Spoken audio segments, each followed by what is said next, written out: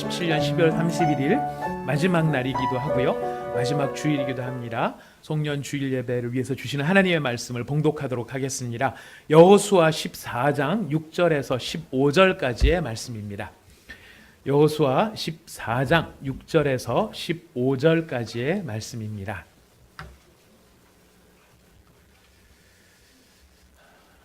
여호수아 14장 6절에서 15절까지의 말씀 다 찾으셨으면 저와 여러분이 한 절씩 교독하시도록 하겠습니다. 저희가 봉독하는 이 말씀은 지금도 살아계신 하나님의 말씀입니다.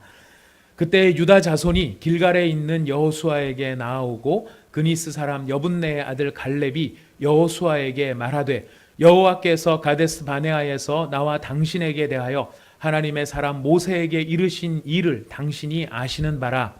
내 나이 40세에 여호와의 종 모세가 가데스 바네아에서 나를 보내어 이 땅을 정탐하게 하였으므로 내가 성실한 마음으로 그에게 보고하였고 나와 함께 올라갔던 내 형제들은 백성의 간담을 높게 하였으나 나는 내 하나님 여호와께 충성하였으므로 그날에 모세가 맹세하여 이르되 내가 내 하나님 여호와께 충성하였은즉 내 발로 밟는 땅은 영원히 너와 내 자손의 기업이 되리라 하였나이다.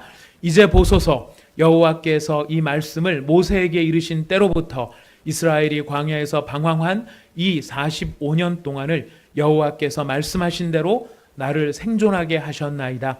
오늘 내가 85세로 돼 모세가 나를 보내던 날과 같이 오늘도 내가 여전히 강건하니 내 힘이 그때나 지금이나 같아서 싸움에나 출입에 감당할 수 있으니 그날에 여호와께서 말씀하신 이 산지를 지금 내게 주소서. 당신도 그날에 들으셨거니와 그곳에는 아낙 사람이 있고 그 성읍들은 크고 견고할지라도 여호와께서 나와 함께 하시면 내가 여호와께서 말씀하신 대로 그들을 쫓아내리이다 하니 여호수아가 여분네의 아들 갈렙을 위하여 축복하고 헤브론을 그에게 주어 기업을 삼게 하매 헤브론이 그니스 사람 여분네의 아들 갈렙의 기업이 되어 오늘까지 이르렀으니 이는 그가 이스라엘의 하나님 여호와를 온전히 쫓았음이라.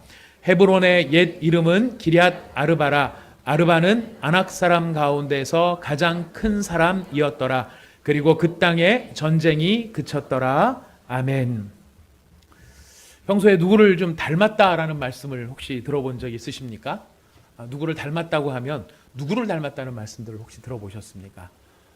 사람마다 여러 캐릭터들을 아마 생각나게 하시지 않을까 싶습니다. 사람을 닮았다는 분도 있을 수 있을 거고요.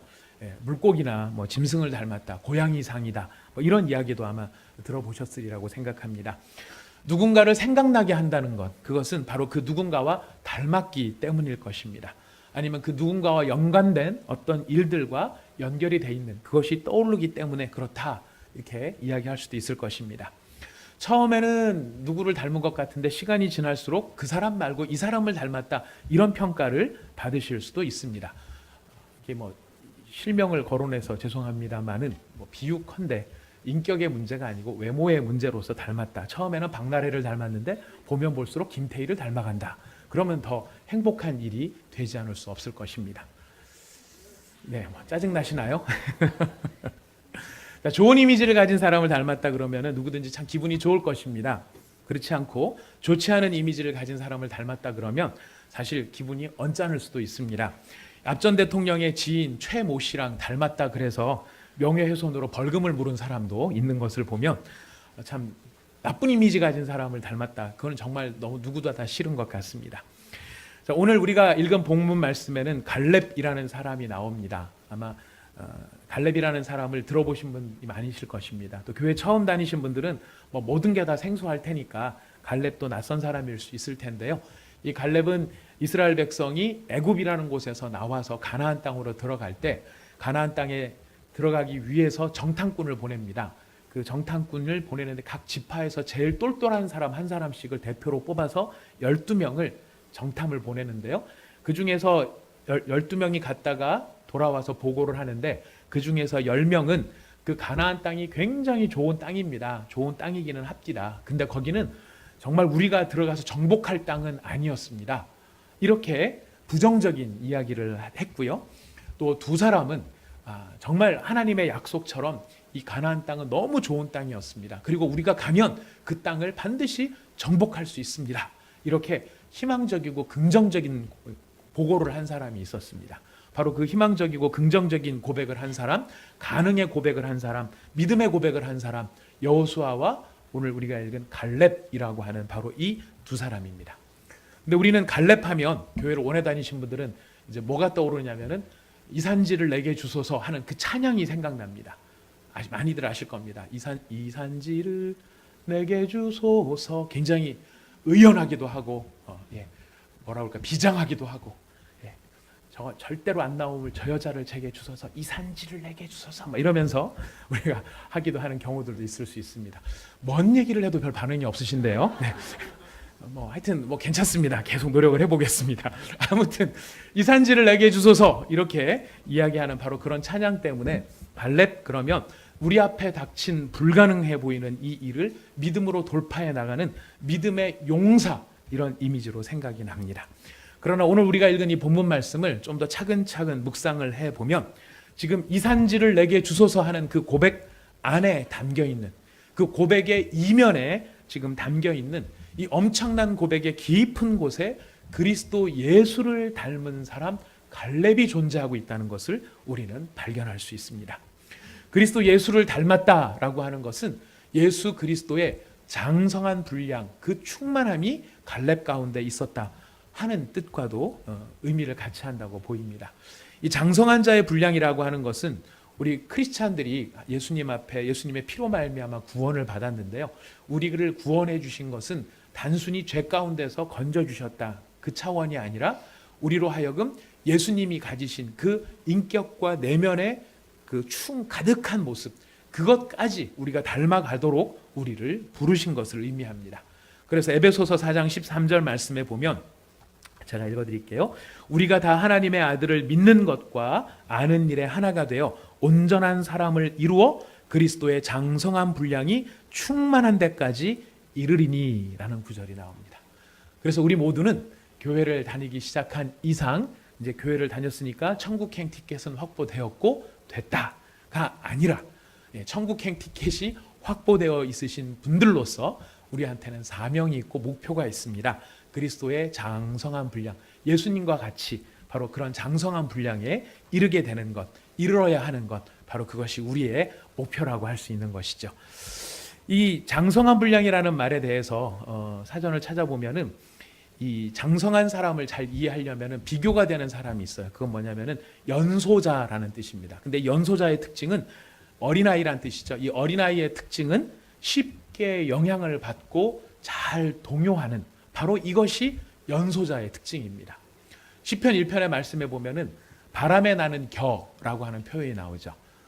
이 미숙한 사람, 미성숙한 사람, 또 연소자, 어린아이와 같은 사람은 어떤 특징이 있느냐면은 바람에 나는 겨와 같아서 조금만 어떤 환경이 변하거나 상황이 변하면 그 상황과 환경에 영향을 쉽게 받아서 이리 날리고 저리 날리고, 그런데 그 연소한 사람, 미숙한 사람에 비교되어지는, 바람에 나는 겨와 비교되어지는 다른 대상이 하나 나옵니다. 그것은 무엇이냐면 시냇가에 심긴 나무와 같다라는 비교가 나옵니다. 시냇가에 심긴 나무는 어떤 특징이 있죠? 바람에 나는 겨에 비교해 보면은 시냇가에 뿌리를 내밀고 그 뿌리가 든든해져서 어지간한 바람에는 요동도 하지 않고 항상 그 자리에 든든하게 서 있을 수 있는, 이것이 장성한 자의 모습이라고 하는 것입니다. 그래서 미성숙한 자들은 조금만 이제 어려운 일이 있어도 막 이걸 어떻게 해야 될지 몰라가지고 바람에 이리 날리고 저리 날리지만, 그리스도 안에서 장성한 자들의 모습은 바로 든든한 나무처럼 그 자리를 잘 견뎌나가는, 그 자리를 지켜나가는 그런 모습이 있다는 것입니다. 그런데 바로 그런 예수 그리스도의 장성한 분량의 모습이 이 갈렙에게서 나타나고 있습니다. 오늘 우리는 이 본문 말씀을 찬찬히 살펴보면서 도대체 갈렙의 어떤 모습이 예수님을 닮은 모습일까 한번 좀 살펴보도록 하겠습니다. 저희가 세 가지로 살펴볼 텐데요. 첫 번째, 예수님을 닮은 갈렙의 모습, 어떤 모습으로 나타나는가? 여러분 읽으신 14장 말씀 다 펴놓으셨을 텐데요. 14장 12절 말씀을 다시 한번 읽어보도록 하겠습니다. 14장 12절 읽겠습니다. 시작. 그날에 여호와께서 말씀하신 이 산지를 지금 내게 주소서. 당신도 그날에 들으셨거니와 그곳에는 아낙 사람이 있고 그 성읍들은 크고 견고할지라도 여호와께서 나와 함께 하시면 내가 여호와께서 말씀하신 대로 그들을 쫓아내리이다 하니. 네. 이 본문 말씀에서 어느 부분이 과연 갈렙이 예수님을 닮은 부분일까? 아까 초도에 말씀드렸던 바로 이 산지를 내게 주소서 하는 이 부분이 사실 갈렙이 예수님을 닮은 모습입니다. 아니 뭐 이 산지를 달라는 이 말이 어떻게 예수님을 닮은 모습일까? 지금 갈렙이 달라고 하는 이 산지가 어떤 산지일까요? 여러분 아까 읽으셨습니다. 이 산지를 내게 주소서 하는데 이 산지는 어떤 산지냐면은 그곳에는 아낙 사람이 있고 그 성읍들은 크고 견고한 성읍이라는 것입니다. 아낙 사람이란 어떤 사람들이냐면 키가 크고 거인들을 말합니다. 거인족들. 제가 일부 때 예를 들었습니다만 한 번만 더 최현범 강도사님 참아 주십시오. 최현범 강도사님이 보통 이스라엘 사람이라면 저 같은 사람이 아낙 사람이라고 볼 수 있습니다. 아까 일부 때 말씀드렸더니 성룡이 집사님이 굉장히 비웃으시더라고요. 그래서 제가 얘기했습니다. 당신도 같은 과라고 말씀을 드렸습니다. 아낙 사람들은 거인족인데요. 키가 한 2m 50cm, 골리앗 같은 경우에 보면은 그런 그 모습입니다. 이런 큰 거인들이 그냥 등치만 큰 게 아니고요. 우리가 덩치 크면 머리 나쁘다고 생각하지만 골리앗 같은 경우에 보면 절대 머리가 나쁜 사람이 아니거든요. 근데 이런 골리앗 같은 덩치 좋고 최고 좋은 이런 사람들이 거주를 하려니까 당연히 집도 클 것입니다. 집도 클 뿐만 아니라 이런 사람들이 올라가서 방비를 해야 되는 성벽도 이 사람들의 체구에 맞추어서 굉장히 성벽도 튼튼한 성벽이고 큰 성벽일 것입니다. 근데 지금 바로 그런 곳을 지금 어떻게 하라고 해달라고요? 나한테 달라라고 하는 것입니다. 갈렙은요 공이 많은 사람입니다. 이스라엘 역사에 보면 이스라엘 사람들이 다 10명이 배반하고 사람들을 여론조사 뭐 이런 걸로 하면 졌겠죠. 10대 2로 졌을 겁니다. 사람들을 이렇게 선동해가지고 이 사람들이 하나님을 떠날 때 그 떠나려는 사람들의 마음을 붙잡고 믿음을 지키도록 위기 상황 가운데도 흔들리지 않았던 이 공이 갈렙에게 있습니다. 이런 공로가 있다 그러면 지금 이제 우리가 읽은 이 14장의 큰 배경은 이스라엘 정복한 땅을 나누는 거거든요. 분할하는 것입니다. 그 땅을 분할할 때 제일 공로가 큰 사람이 큰 소리 칠 수 있는 그게 있겠죠. 자격이 있겠죠. 갈렙 입장에서는 여러분 같으면은 어떤 땅을 원하시겠습니까? 기왕에 내가 땅을 얻을 수 있다고 한다 그러면 서울 시내에서 땅을 얻을 수 있다 그러면 어느 땅 요구하시겠습니까? 다 이제 그런 땅일 거예요. 다 우리가 알고 있는 그렇고 그런 땅들일 거예요. 땅값 비싸고 계속 오를 땅 이런 데를 달라고 할 겁니다. 이때 농경 사회니까 농사 잘 되고 목축 잘 할 수 있고 그러려면 물이 잘 흐를 수 있고 또 이렇게 열매가 잘 맺히는 그런 땅을 달라고 할 수 있을 텐데 갈렙은 그런 땅을 요구하는 것이 아니라 누가 가도 정복하기 어려운 땅, 누가 가도 어떻게 해보기 어려운 쉽지 않은 바로 그런 땅을 자기한테 달라고 한다는 것입니다.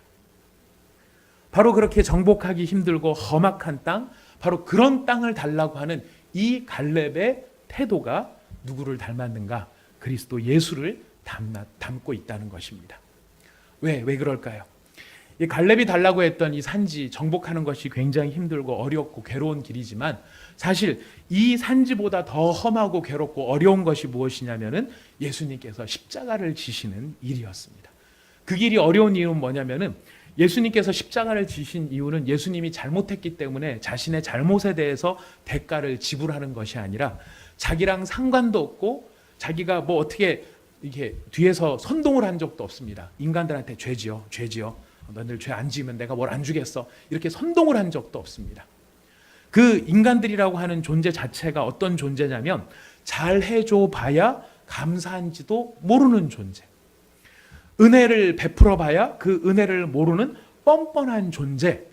사실 벌을 받고도 더 큰 벌을 받아도 마땅한 바로 그 죄인, 그 죄인들의 벌을 본인이 대신 받아야 했다는 것입니다. 예수님한테는 선택의 기회가 있었을까요? 없었을까요? 십자가를 져야 한다는 것이 예수님에게는 숙명이셨을까요? 예수님의 선택 사항이었을까요? 밖에서 선택이라고 애가 막 울죠. 선택이라고.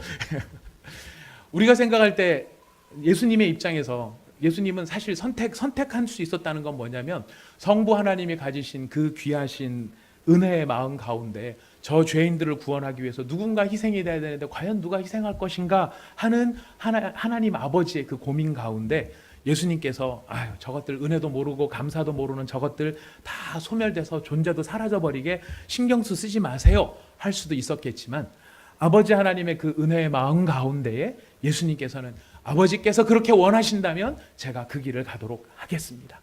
그런데 그 길을 최후까지도 예수님께서 고민하셨던 것은 이 과정이 얼마나 괴로운지 할 수만 있거든 뭐라고 말씀하십니까? 이 잔을 내게서 옮기시옵소서. 할 수만 있건 이 잔을 내게 옮기시옵소서. 그렇게 말할 만큼 너무나 힘들고 괴로운 자리였다는 것입니다. 그리고 그것이 괴로운 이유 가운데 가장 중요한 건 뭐냐면 그 자리가 사실은 억울한 자리이기 때문에 그렇다는 거예요. 우리가 삶을 살아가면서 여러 가지 힘든 일들을 겪고 여러 가지 어려움을 겪을 수 있지만 우리 개인적으로 소화하기가 가장 어렵고 괴로운 게 뭐냐면은 바로 이 억울한 것, 내가 억울한데도 불구하고 이 억울한 것을 참아야 되는 것만큼 우리가 힘든 일들도 없는 것 같습니다. 여러분 결혼하신 배우자는 여러분에게 감사입니까? 억울함입니까? 안 해봐서 모르겠어요. 네, 그런 분도 있으실 것 같습니다.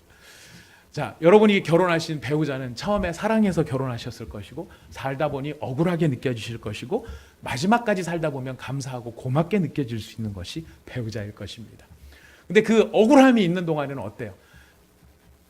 억울함이 있는 동안에는 밥을 차려줘도 기분 나쁘고 뭐 하나를 좋은 일을 해줘도 마음에 안 들고 내가 왜 이 인간을 만나서 이 고생을 하고 있는지 그때 나 열심히 쫓아다녔던 바로 그 인간을 만났더라면 내가 그래도 지금보다는 덜 고생할 텐데 왜 하필 이 인간을 만나서 이런 억울함이 우리 가운데 있으면 우리 감사를 찾기가 어려울 것입니다. 그러나 기억하십시오. 나만 억울한 것은 아니라는 것입니다.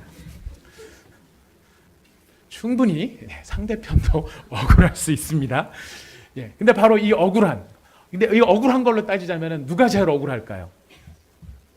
사실 예수님이 제일 억울한 겁니다.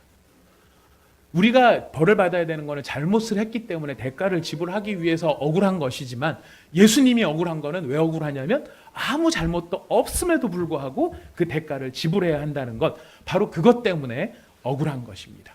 그리스도 예수의 장성한 분량이란 그렇기 때문에 어떤 것입니까? 내가 억울해 보이는데 억울할지라도 그것을 참아내신 것이 그리스도 예수의 장성한 분량이라는 것입니다.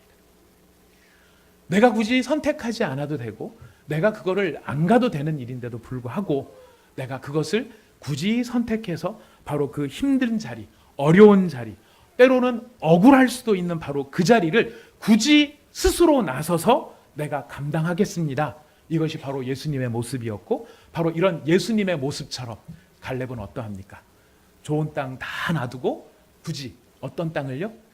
이 산지를 내게 주소서. 이 산지를 내게 주소서. 아무도 하려고 하지 않는 이 일을 내게 주소서라고 이야기를 한다는 것입니다. 우리 성도들은 예수 그리스도를 마음에 모신 사람들입니다. 예수님께서 내 안에 계시고 내가 그의 말씀에 귀를 기울이고 그 말씀에 순종하는 그런 우리가 노력을 하게 되면은 점점 누구를 닮아갈 수밖에 없을까요? 예수님을 닮아갈 수밖에 없을 것입니다. 주로 예수님이 우리 안에 계시면은 어떤 일들을 시키십니까? 살인해라. 네 옆에 돌은 뒀다가 뭐 했을래? 이럴 때 쓰는 거란다. 들고 그냥 떨어뜨려 모르는 척하고 그럼 숨 안 쉴 거야. 막 이렇게 말하면서 하나님께서 우리한테 살인을 조장하시는가? 전혀 그렇지 않다는 것입니다. 살인해라, 간음해라, 도둑질해라, 거짓말해라 이런 것을 시키십니까? 네 마음에 미움을 품어라, 저주해라. 네가 상처를 받았냐? 그 상처를 키워라. 키워서 나중에 아주 고름덩어리가 터져서 폭발해갖고 저 인간이 팍 파묻혀 죽을 정도로 네 상처를 키워라. 이렇게 말씀하시지 않으신다는 것입니다. 그래, 네 생각이 맞아. 너 지금 네가 볼 때 그 생각 있지? 그게 바로 진짜 맞는 생각이야. 넘겨 짚어. 그리고 확신해. 그리고 그 안에 그 사람을 가두어 버려. 이렇게 예수님은 말씀하시는 법은 없다는 것입니다. 오히려 예수님은 어떻게 말씀하십니까? 그 반대로 말씀하시죠. 용서해라, 이해해라, 네가 참아라. 네가 입이 있는 것은 나도 안다. 그러나 이번에는 다물어라. 이런 이야기들을 예수님께서 하십니다. 이번에는 네가 손해를 봐라. 자, 이게 다 누구 모습이었죠? 십자가에 달리신 예수님의 모습이었다는 것입니다. 그게 억울한 일이고 괴로운 일이고 감당하기 힘든 일이었지만 예수님께서 그렇게 하심으로 말미암아 우리한테 그 구원을 누릴 수 있도록 만드신 바로 그것이 그리스도 예수의 모습이신데, 바로 오늘날 보니까 갈렙이 이런 일을 하고 있다는 것입니다. 이 힘들고 어려운 일, 굳은 일에 대해서 어떤 분이 참 좋은 정의를 내리셨습니다. 이 힘들고 어려운 일이라는 게 꼭 손에다가 뭐 물을 묻히고 남들이 안 할 이게 뭐 이렇게 좀 하기 힘들고 이런 육체적으로 괴롭고 이런 게 아니라, 힘들고 굳은 일이라는 것은 어떤 것이냐면 꼭 누군가는 해야 되는 일이에요. 예를 들어서 이 헤브론 산지를 점령하는 것은 가나안 땅 전체를 통제하기 위해서는 반드시 이 헤브론 땅을 점령해야만 하는 땅입니다. 누군가는 해야 되는 겁니다.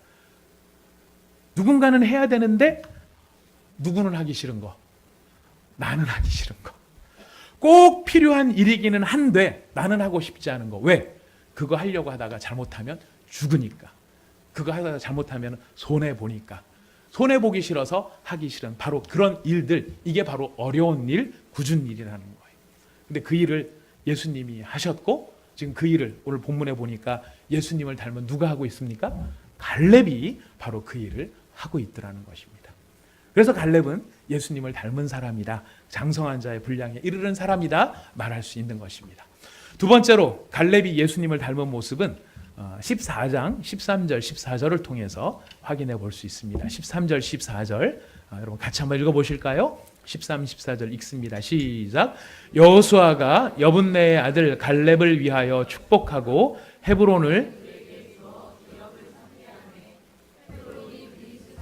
여분네의 아들 갈렙의 기업이 되어 오늘까지 이르렀으니 이는 그가 이스라엘의 하나님 여호와를 온전히 쫓았으니라. 자, 이 구절 가운데서 갈렙이 예수님을 생각나게 하는 사람, 예수님을 닮은 모습이 있다면 어떤 모습인가? 쉽게 찾기는 참 어려울 것 같아요. 다 좋은 말인 것 같아서요. 어떤 말씀이냐면요, 13절 초반부에 여호수아가 여분네의 아들 갈렙을 위하여 축복하였다라는 대목입니다. 이 축복이라는 말은 오늘 일부 이제 성경 일부 이 단어에 예민하신 분들께서는 축복이라는 말을 잘 써야 된다. 잘 써야 되는데 왜 그러냐면 축복이라고 하는 것은 복을 빈다라는 뜻이거든요. 근데 복을 빌 때는 제가 여러분을 위해서 복을 빌 때 제가 복을 주는 게 아니죠. 누가 복을 줍니까? 하나님이 복을 주시는 거예요. 그래서 제가 저보다 높은 사람한테 이 사람들에게 복을 달라고 요청하고 빌어주는 거, 이게 바로 축복인 것이거든요. 근데 뭐가 잘못된 말이냐면 하나님의 축복이라는 말은 하나님보다 더 높은 분한테 저 사람들에게 복을 달라고 비는 것과 같으니까 이거는 어법에 맞지 않는다. 하나님의 복, 이게 맞는 말이지 하나님의 축복, 이거는 틀린 말이다. 이렇게 말씀하시는 분이 계세요.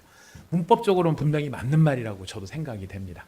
그러나 단어라는 거는 생명력이 있죠. 의미를 저희가 서로 부여하고 이렇게 개념을 만들어가는 그런 사회성이 있는 것이 단어인데요.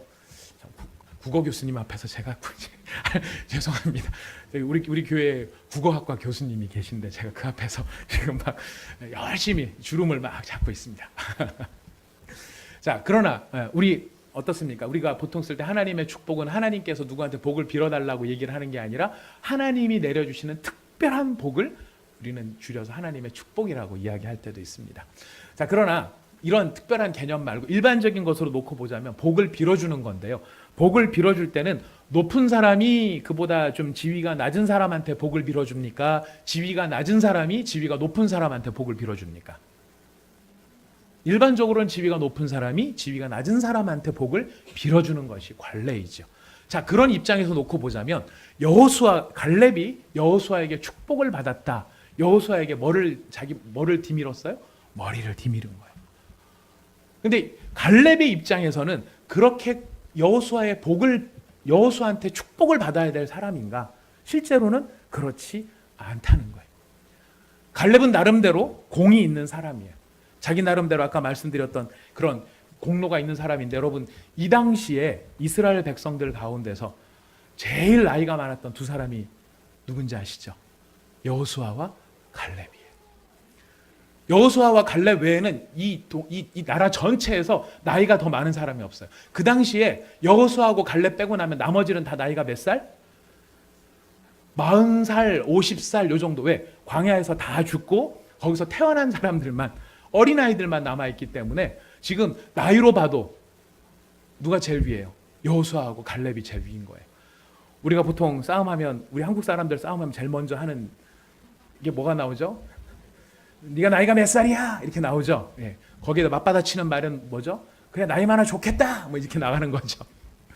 나이는 그만큼 중요한 역할을 하는데, 지금 여호수아와 갈렙 입장에서 놓고 보면 갈렙이 결코 여호수아한테 꿀리는 사람이 아니라는 것입니다. 오히려 나중에 나중에 살펴보시면 아시겠지만, 정탐꾼들이 돌아와서 이스라엘 백성들한테 보고할 때 그 보고의 주도권을 갖고 있는 건 여호수아였게요, 갈렙이었게요? 이렇게 물어보는 걸 보면 누구 같아요? 갈렙이에요. 갈렙이 주도권을 가지고 보고를 할 만큼 굉장히 강력한 발언권을 가진 사람이었고요. 이스라엘 백성 안에 12지파가 있는데 12지파가 다 이렇게 다 평등한 그런 상황이 아니고, 지파에 따라서 어떤 지파가 더 힘이 있는 지파가 있었어요. 어떤 지파가 제일 힘이 좋았게요? 유다 지파였어요. 갈렙이 어느 지파 사람이었을까요? 유다 지파 사람이었어요. 지파로 놓고 보더라도 자기는 명문가 출신인 거예요. 명문가 출신에 내가 보고도 강력하게 했고, 다만 하나님께서 모세의 후계자로 누구를 찍으신 거예요? 여호수아를 찍은, 그거 외에는 모든 면에서 갈렙이 여호수아보다 모자랄 게 없는 사람이었어요. 그럼에도 불구하고 갈렙이 지금 어떤 태도를 취하고 있습니까? 여호수아 앞에 무릎을 꿇고 그에게 복을 빌고 있다는 거예요.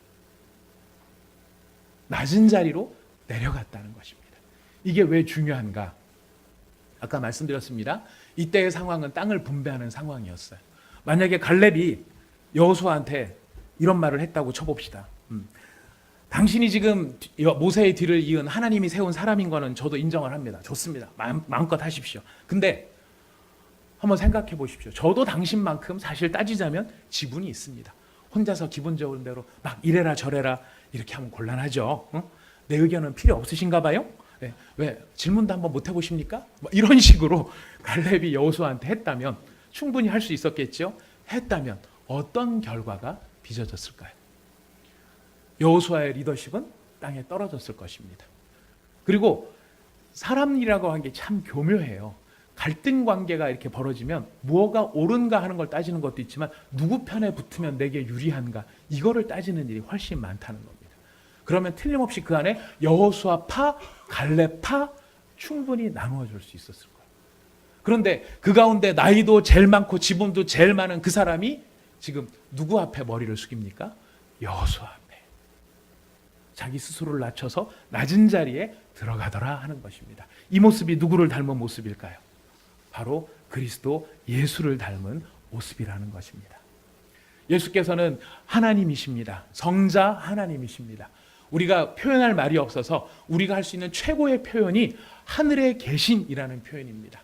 인간이 도달할 수 없는, 아무리 깡총깡총 뛰고 우주로 로켓을 쏴 올려도 도달할 수 없는 차원이 다른 존재에 계신, 우리와는 본질적으로 다르신 그 하늘에 예수님께서 낮고 낮은 자리로 들어오셨습니다. 왜 들어오셨을까요? 예수님께서 낮은 자리에 들어오신 것을 성경은 이렇게 이야기합니다. 여러분 신약 성경 빌립보서를 한번 찾아가 보시겠습니다. 빌립보서 2장입니다. 빌립보서 2장에 있는 말씀이에요. 빌립보서 2장 다 찾으셨으면 5절부터 8절까지 같이 한번 읽어보시겠습니다. 빌립보서 2장 5절에서 8절까지의 말씀입니다. 함께 읽어보시겠습니다. 시작. 너희 안에 이 마음을 품으라. 곧 그리스도 예수의 마음이니 그는 근본 하나님의 본체시나 하나님과 동등됨을 취할 것으로 여기지 아니하시고 오히려 자기를 비워 종의 형체를 가지사 사람들과 같이 되셨고 사람의 모양으로 나타나사 자기를 낮추시고 죽기까지 복종하셨으니 곧 십자가에 죽으심이라. 예수님께서 자기를 낮추셨는데 어디까지 낮추셨냐면 죽기까지 복종하도록 자기를 낮추셨다는 거예요. 왜 그렇게 하셨을까요? 우리 한 장 뒤로 넘어가면 3장 21절 말씀입니다. 함께 같이 읽어보겠습니다. 3장 21절 시작. 그는 만물을 자기에게 복종하게 하실 수 있는 자의 역사로 우리의 낮은 몸을 자기 영광의 몸의 형체와 같이 변하게 하시리라. 예수님께서 낮은 자리에 오셨던 이유는 단 하나입니다. 본인이 낮은 자리에 오심으로 우리가 어떤 은혜를 누리도록 하셨을까요? 우리의 낮은 몸을 자기의 영광의 몸으로, 예수님의 영광의 몸으로 끌어올리시기 위해 굳이 일부러 낮은 자리에 오셨다라는 것입니다. 예수님의 낮아지심은 자신의 낮아지심으로 말미암아 우리를 높이게 하시기 위해 그러셨던 것처럼 갈렙도 지금 여호수아의 리더십을 세우고 이스라엘 공동체에 화평을 가져오며 이 모든 것 가운데 화목함이 있도록 하기 위하여 스스로 머리를 숙이고 여호수아의 축복을 받는 겸손함을 보여줬다는 것입니다. 여러분, 앞에 말씀드린 그 굳이 안 가도 되는 그 길, 힘들고 어려운 길, 때로는 억울할 수도 있는 길, 그리고 두 번째, 이 낮고 천한 자리에 이르러서 다른 사람보다 더 밑에 있는 것처럼 보이는 일, 여러분, 이런 일들의 가장 대표적인 것 가운데 하나가 뭔지 아십니까? 여러분, 교회를 다닐 때 큰 교회 다니시는 게 편하십니까? 작은 교회 다니시는 게 편하십니까? 개척교회 다니시는 게 편하십니까? 개척교회를 하는 것이 쉽고 즐거운 일입니까? 힘들고 어렵고 굳은 일입니까? 이 질문에 함정이 있습니다. 무슨 함정이냐면요, 개척교회든 작은 교회든 큰 교회든 여러분, 교회는요 본질적으로 사실 어렵고 힘든 곳이 교회입니다. 선전할 때는 분명히 쉽고 즐거운 것처럼 선전하잖아요. 예수님 찬양 이러면서 굉장히 쉽고 즐거운 것처럼 선전을 합니다마는 안에 들어와서 막상 그 선전 믿고 이 안에 발을 한 발 딱 들이고 안에 들어오기 시작하면 행복하고 즐거운 일이 기다리고 있습니까? 괴롭고 속상한 일이 기다리고 있습니까? 사실은 괴롭고 속상한 일이 참 많더라는 것입니다. 왜 그런지 아세요? 이유가 있어요. 왜 그러냐면 교회에 모이는 성도들의 속성이 본성상 죄인이에요. 본성상은 죄인인데 신분은 하나님의 아들이 되어버린 거예요. 그러니까 죽어도 천국 갈 수 있는 거는 신분이 하나님의 아들이 되어버린 건데, 문제는 신분만 하나님의 아들이 되었지 내면의 속성이나 습관은 여전히 죄된 모습이 남아 있으니까 죄된 모습을 가지고 싸우는 싸움박질을 누구의 이름으로 하는 거예요? 하나님의 아들의 이름으로 한다는 것입니다. 그러니 어떤 일이 벌어지는가? 굉장히 거룩한 모습을 갖춘 사악한 인간들의 전쟁이 그 안에서 일어날 수 있더라는 거예요. 그래서 교회는요, 사이즈가 크든 작든 사실 우리가 이 본질을 꿰뚫고 나면 교회가 참 피곤한 곳이고 힘들 수 있겠구나, 다 공감할 수 있습니다.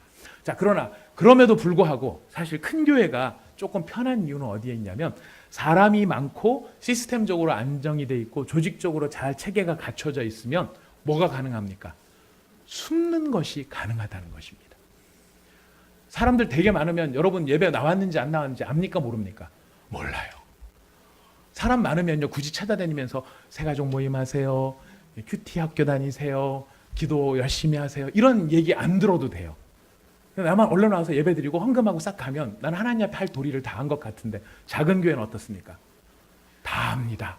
오늘 어제 안 오셨던데요. 뭔 일 있으신가요? 이게 참 관심도 좋지만 피곤해요. 지금 어떤 때는 모른 척 좀 해주지. 근데 굳이 따져서 오늘 얼굴 색깔이 뭐 이러면서 너무 많은 관심을 막 보여주니까 어떤 때는 피곤하게도 느껴질 수 있다는 거예요. 피곤하게만 느껴집니까? 때로는 우리가 감당해야 될 사람들이 참 저 사람은 상종 안 하고 싶어. 그럼 큰 교회는 상종 안 할 수 있어요. 그렇죠? 아까 말씀드린 20면 되니까. 근데 작은 우리 교회 같은 경우는 어떻습니까? 말씀드렸습니다. 피할 곳이 없다는 것입니다. 우리 교회 다녀보시면 피할 곳 어디 있습니까? 작은 모자실, 큰 모자실, 본당이 전부예요. 담임 목사방으로 도망 오지 않는 이상에는 어디를 가도 다 만날 수밖에 없습니다. 자, 그렇기 때문에 사실은 작은 교회에 다닌다 혹은 개척교회에 다닌다, 이 결심 자체가 어떤 거냐면 내가 굳이 안 해도 되는 어려운 일과 굳이 낮아지지도 않아도 될 바로 그 상황을 내가 선택한다. 그런 의미가 여기에 담겨 있을 수 있다는 거예요. 그게 저주입니까? 축복입니까? 축복인 줄 믿으시기 바랍니다. 왜 축복이냐면 그래야 우리가 성장하기 때문에. 숨어 있으면은요 성장을 할 기회가 없는 거예요. 근데 드러나 있으면은요 우리 그릇이 다 드러나요. 다 드러나요. 이 사람을 우리 회사에서도 마찬가지잖아요. 당신이 좀 참어, 당신이 좀 견뎌, 당신이 좀 해봐, 김 과장, 당신이 좀 이번에는 좀 참고 넘어가. 그러면 뭐라고 대답합니까? 내가 잘못한 게 뭐가 있는데요? 내가 해준 건 잘해준 것밖에 없는데 내가 왜 참아야 돼요? 억울합니다. 회사는 회사라고 치지만 교회도 그럽니까 안 그럽니까? 그럴 수 있다는 거예요. 근데 그렇게 하는 그 모습이 나쁘다가 아니라 우리가 얼마나 그릇이 작은지 그럴 때 드러난다는 거예요. 마음은 하늘에 있고 의욕은 원수를 사랑하는 것이지만 우리의 실력은 왜 나를 저따운 눈으로 쳐다보는 걸까 하는 것 때문에 시험에 빠져 다음 주에 교회를 와야 되나 말아야 되나 이거를 고민하는, 이게 우리의 실력이라는 게 드러나기 때문에 그래서 고민하죠. 갈등하죠. 그래서 어떻게 됩니까? 역설적이게 그릇이 커지고 우리의 신앙이 자라나게 된다. 점점 누구를 닮아간다? 예수 그리스도를 닮아가게 된다는 것입니다. 갈렙은 바로 이런 면에서 그리스도 예수를 닮아가는 사람, 내가 굳이 안 해도 되는 그 일을 하는 것이고 내가 충분히 권세와 권한을 주장할 수 있음에도 불구하고 낮아지는 자리에 처함으로 그 공동체를 건강하게 만든 그런 모습이 바로 예수님을 닮은 모습이라는 것입니다. 세 번째로 갈렙이 예수님을 닮은 모습, 어떤 모습일까요? 우리 14장 7절부터 11절까지의 말씀입니다. 14장 7절부터 11절까지의 말씀 같이 한번 읽어보도록 하겠습니다. 시작. 내 나이 40세에 여호와의 종 모세가 가데스 바네아에서 나를 보내어 이 땅을 정탐하게 하였으므로 내가 성실한 마음으로 그에게 보고하였고 나와 함께 올라갔던 내 형제들은 백성의 간담을 높게 하였으나 나는 내 하나님 여호와께 충성하였으므로 그날에 모세가 맹세하여 이르되 내가 내 하나님 여호와께 충성하였은즉 내 발로 밟는 땅은 영원히 너와 내 자손의 기업이 되리라 하였나이다. 이제 보소서, 여호와께서 이 말씀을 모세에게 이르신 때로부터 이스라엘이 광야에서 방황한 이 45년 동안을 여호와께서 말씀하신 대로 나를 생존하게 하셨나이다. 오늘 내가 85세로 돼 모세가 나를 보내던 날과 같이 오늘도 내가 여전히 강건하니 내 힘이 그때나 지금이나 같아서 싸움이나 출입을 감당할 수 있으니. 자, 이 읽은 대목 가운데 갈렙이 예수님을 닮은 모습이 어떤 모습인가? 여기 보면 마지막 읽은 11절에 중반 부분에 보면 그때나 지금이나 같다라는 말입니다. 그때는 언제입니까? 40살. 지금은 언제입니까? 85세. 지금 말하는 그때나 지금이나 힘이 같다라는 뜻도 있지만 우리가 하반 뒤에 지금 갈렙 스스로의 얘기가 아니라 여호수아서를 기록한 성경 기자에 따르면은 그가 이스라엘의 하나님 여호와를 온전히 쫓았다라고 되어 있습니다. 바로 그 온전함이라는 말입니다. 무슨 말이냐면 여호수아 갈렙이 예수님을 닮은 모습 가운데 어떤 모습이 있는가? 한결같은 모습. 그때나 지금이나 한결같은 바로 그 모습이 예수님을 닮은 모습이라는 거예요. 하나님은 우리를 향해서 어떤 마음을 가지고 계실까요?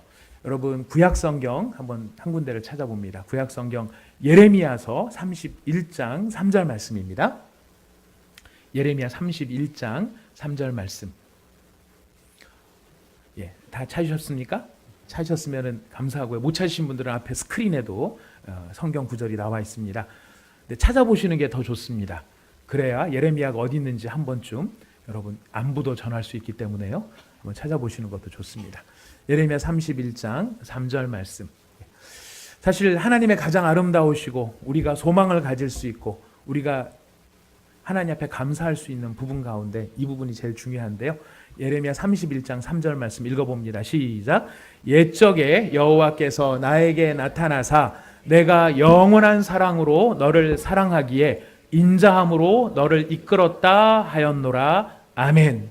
하나님께서 이스라엘 백성들을 인도하시는데요, 사랑하기에 인자함으로 너를 이끄는데 그 사랑이 어떤 사랑이라고 합니까?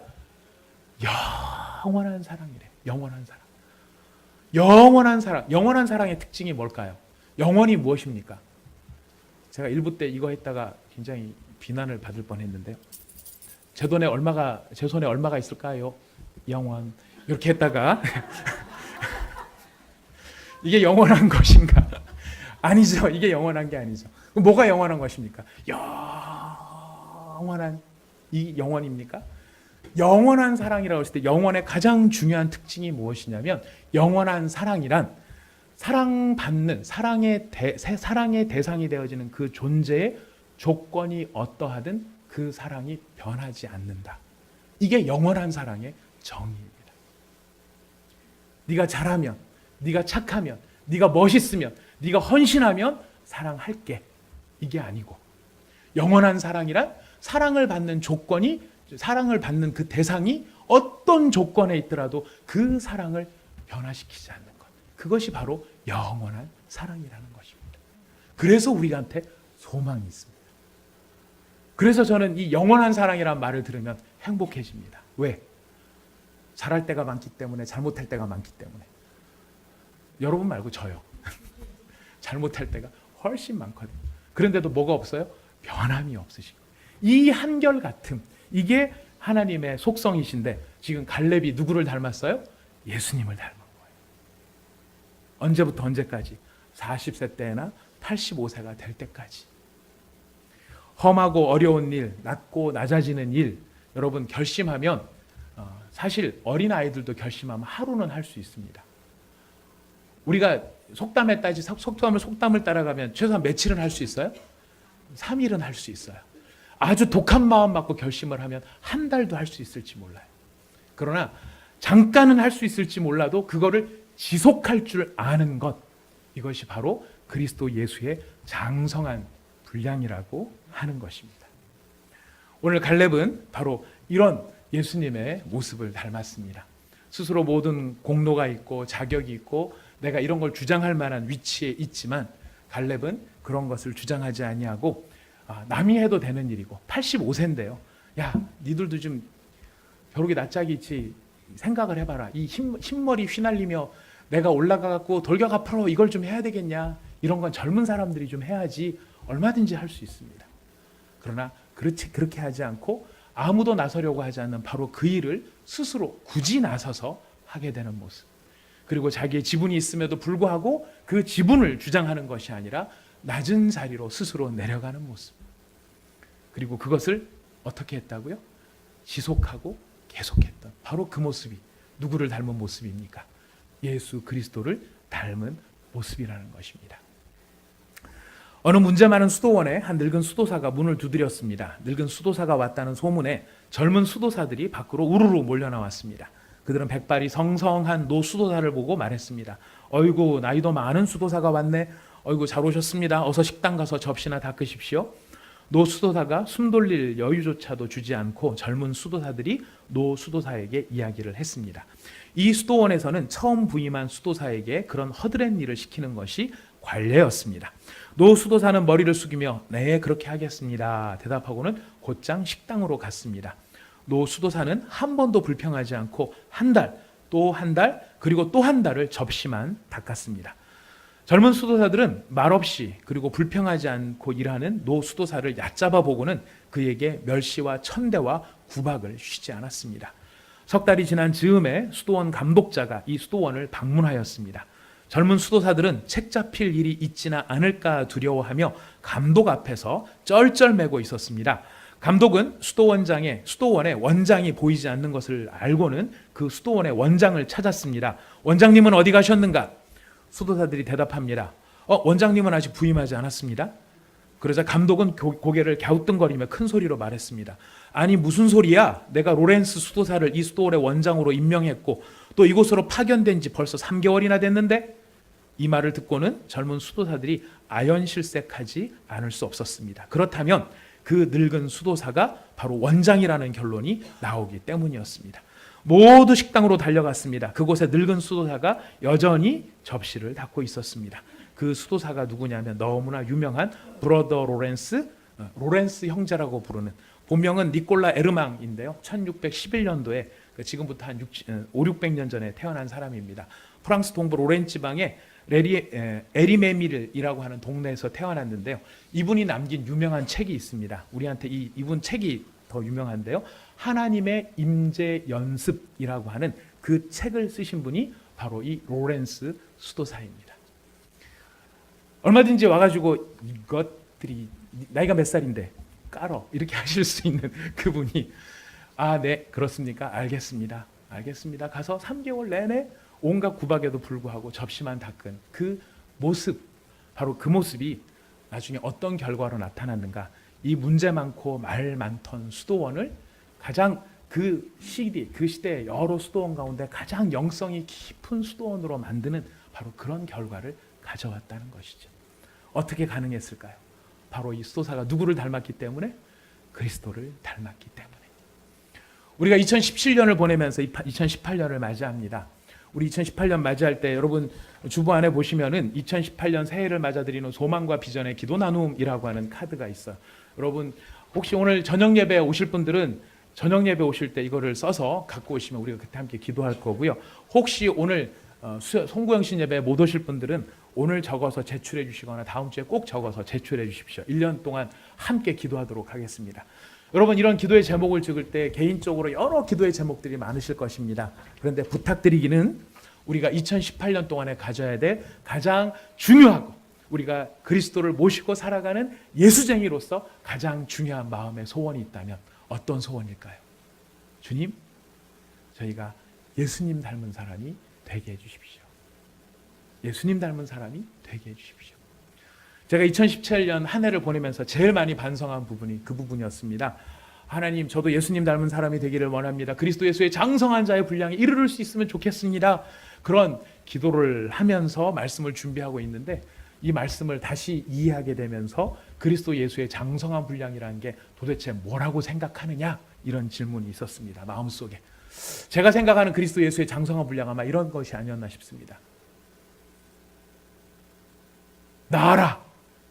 그러면 낫고, 그리스도 예수 이름으로 명하노니 일어나라. 그러면 안진뱅이가 벌떡 일어나고, 누가 억울한 소리 하면은 째려보면 그 사람 눈이, 그런 얘기가 있더라고요. 어떤 할머니가 틀니를 딱 빼는 걸 보고 손자가 우와 우리 할머니 짱인데 눈도 빼봐, 그랬다는 얘기가 있습니다. 그런 얘기가 있는데요. 그런 식으로 아주 억울한 일을 하고 나쁜 일을 하고 잘못된 일을 하고 하는 사람한테 제가 막 째려보면 그 사람 입이 확 갑자기 말을 못한다든지 이런 것들이 그리스도 예수의 장성한 분량이라고 생각하고 있었는지 모릅니다. 그러나 오늘 이 갈렙의 이야기를 읽으면서 내가 나이가 많든 직분이 뭐가 됐든 어떤 상황이든 어떻게 할 수 있는 사람? 굳이 어려운 일 택할 줄 아는 사람. 내가 높은 데 있을 수 있지만 굳이 낮은 자리에 내려갈 수 있는 사람. 그 일을 한두 번 말만 하고 흉내만 내는 게 아니라 그 일을 지속할 수 있는 사람. 그것이 그리스도 예수의 장성한 분량이라는 것입니다. 여러분 한 발자국 더 그 예수의 모습 가운데로 다가가시는 여러분이 되실 수 있기를 부탁드리겠습니다.